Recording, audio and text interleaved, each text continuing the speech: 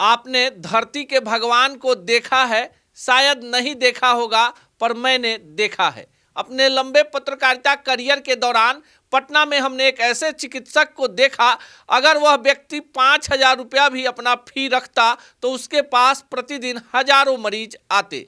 अब आप नाम भी समझ गए होंगे, नाम था डॉक्टर अरुण तिवारी। था इसलिए कि अरुण तिवारी अब इस धरती पर नहीं रहे।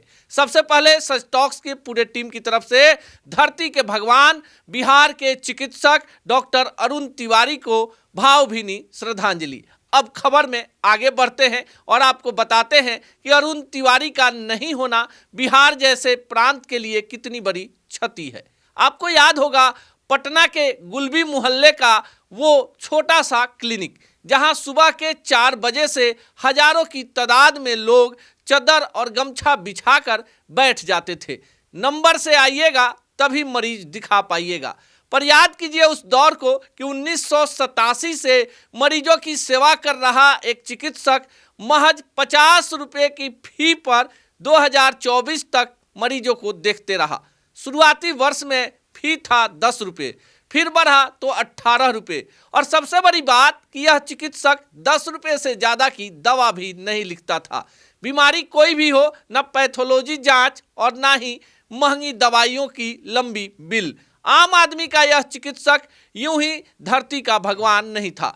डॉक्टर अरुण तिवारी के जीवन से जुड़ी कई अनसुनी कहानियों को भी आज बताएंगे, क्योंकि डॉक्टर अरुण तिवारी अब इस धरती पर नहीं है। 1946 में जन्मे डॉक्टर अरुण तिवारी की शिक्षा दीक्षा पटना में ही हुई। फिर किंग जॉर्ज कॉलेज कोलकाता से उन्होंने मेडिकल की पढ़ाई की। उस दौर में पटना में एक चिकित्सक हुआ करते थे, शिवनारायण सिंह। कोई भी मरीज पूरे पूर्वोत्तर भारत से अगर शिवनारायण सिंह के पास आ जाए और शिवनारायण बाबू उसे देख लें तो वो भला चंगा हो जाता था। उन्हीं के जूनियर चिकित्सक के रूप में डॉक्टर अरुण तिवारी ने अपने चिकित्सीय कैरियर की शुरुआत की। बातचीत के क्रम में कुछ दिन पहले ही अरुण तिवारी ने बताया था कि उनका पुश्तैनी धंधा किताब बेचना था। पिताजी चाहते थे कि वे भी किताब बेचे, पर उनकी माँ चाहती थी कि बेटा डॉक्टर बने, और अपनी ही दुकान की किताबों को पढ़कर अरुण तिवारी के मन में चिकित्सक बनने की प्रेरणा जगी। पहले उनके परिवार में कोई चिकित्सक नहीं था। घर के बाकी लोग पुरानी किताबें कबाड़ से खरीदते थे और पटना की सड़कों पर बेचते थे। पिताजी ने इस व्यवसाय को आगे बढ़ाया और खुद की किताब की दुकान खोली। जब डॉक्टर अरुण तिवारी शिवनारायण बाबू के पास पहुंचे तो शिवनारायण बाबू को इनमें ढेर सारी संभावनाएं नजर आई। आपको याद होगा कि डॉक्टर शिवनारायण सिंह बिहार के ऐसे चिकित्सक थे जो मरीजों का इलाज करते करते तबला बजाने लगते थे। बीच में ही हारमोनियम लेकर तान छेड़ देते थे। कभी किसी को धक्के देकर अपने क्लिनिक से बाहर तक निकाल देते थे।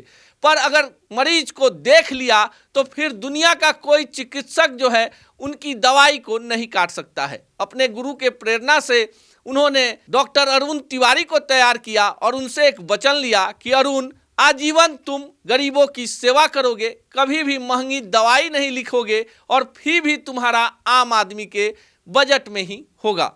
पटना के गुलबी घाट जहां पर अंतिम संस्कार होता है, उसी के बगल में डॉक्टर अरुण तिवारी का क्लिनिक था। क्लिनिक में किसी भी प्रकार का कोई तामझाम नहीं। आजीवन मरीजों की सेवा करते रहे, चाहे आप मंत्री हो, संतरी हो या कितने भी बड़े ओहदेदार। आपकी कोई भी पैरवी डॉक्टर अरुण तिवारी नहीं सुनते थे। जो मरीज पहले आता था उसका वही इलाज होता था। कई बार हम लोगों ने भी देखा कि बुखार से तपते व्यक्ति को सामने के नल पर डॉक्टर अरुण तिवारी ने नहला दिया और पैरासीटामोल जैसी दवा खिलाकर भला चंगा कर दिया। अरुण तिवारी के निधन की खबर से सिर्फ बिहार के चिकित्सा जगत में ही नहीं, उन लाखों करोड़ों लोगों को भी जोरदार झटका लगा है जिन्हें लगता था कि महज 50 रुपये की फी में वे अपनी लाइलाज बीमारी का इलाज पटना आकर धरती के इस भगवान से करा लेंगे। चलते चलते फिर डॉक्टर अरुण तिवारी को सच टॉक्स के पूरे टीम की तरफ से भावभीनी श्रद्धांजलि।